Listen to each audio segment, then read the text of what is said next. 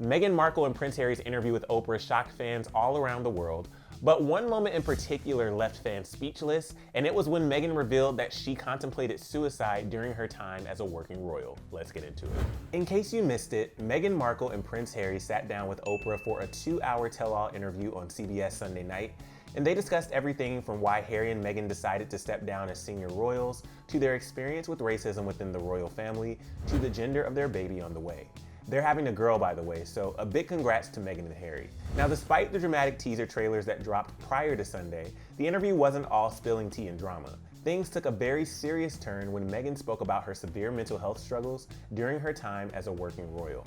And before we get into all of this, I just wanted to issue a trigger warning that we will be discussing heavy topics such as suicidal ideation, so please only continue watching if you feel comfortable and safe doing so. We'll also link some helpful resources down in the description box below in case you or someone you know needs them.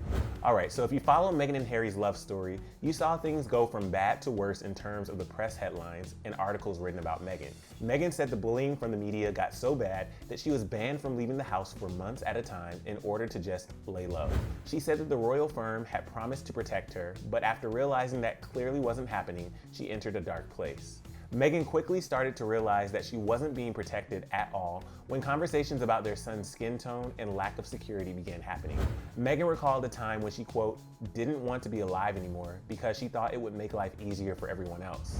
Mind you, this was all happening while Meghan was pregnant with her and Harry's first child, Archie. I thought it would have solved everything for everyone, right? So were you thinking of harming yourself? Were you having suicidal thoughts? Yes. This was very, very clear. Wow.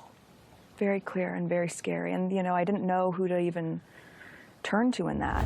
Now, Meghan did end up turning to her husband Harry in this situation and did the brave thing. She asked for help. She said, look, I was really ashamed to have to say it at the time and ashamed to have to admit it to Harry especially because I know how much loss he suffered, but I knew that if I didn't say that, I would do it. And I just didn't want to be alive anymore. And that was a very clear and real and frightening constant thought.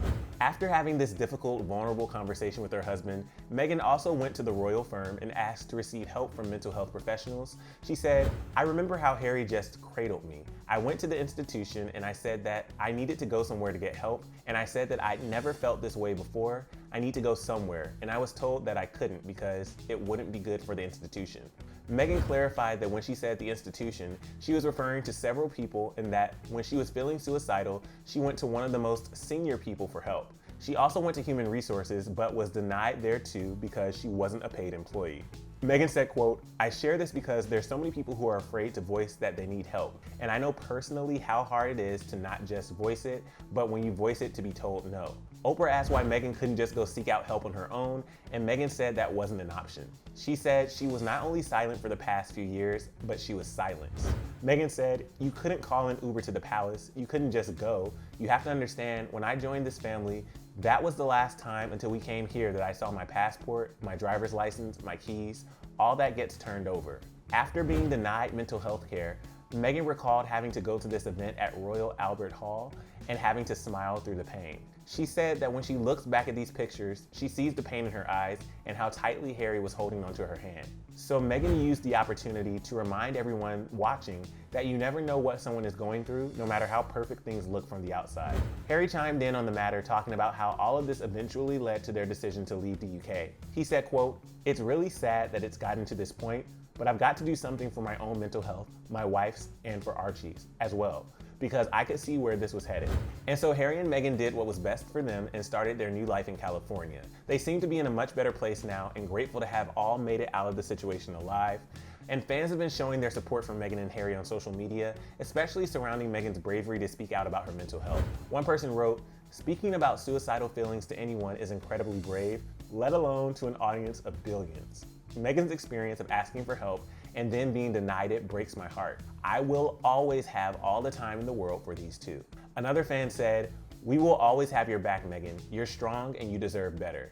And this person said, I'm so glad Harry didn't ignore the role of race in this situation. His clear-sighted view of both the parallels to his mom and how race made things more dangerous for Meghan may have helped save her life. And we're grateful that Meghan and Harry are both mentally and physically in a better place now. We're also glad that they were able to tell their side of the story. But for more on Meghan and Harry's interview with Oprah, you can click right over here for another Clevver News video, and feel free to send some love and support to them down in the comment section below. I'm your host, Emil Ennis Jr. You can find me on Instagram at Emil Ennis Jr., and I'll see you soon right back here on Clevver News. Bye, y'all.